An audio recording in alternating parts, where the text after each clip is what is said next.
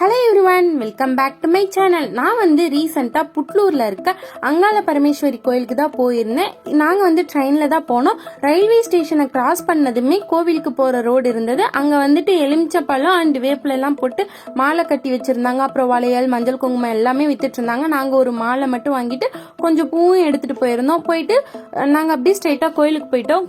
கோயிலுக்கு வந்த உடனேயுமே எல்லாருமே கற்பூர தீபம் ஏற்றி எல்லாருமே ப்ரே பண்ணிட்டு இருந்தாங்க. அப்புறம் உள்ள நிறைய பிரகாரம் இருந்தது. அதையும் பார்த்துட்டு நாங்கள் அப்படியே கருவறைக்குள்ள வந்துட்டோம் சாமியை பார்க்க. கருவறைக்கு உள்ள பாதி வரைக்கும் தான் என்னால் வீடியோ எடுக்க முடியும். அதுக்கப்புறம் நான் வீடியோ எடுக்கல.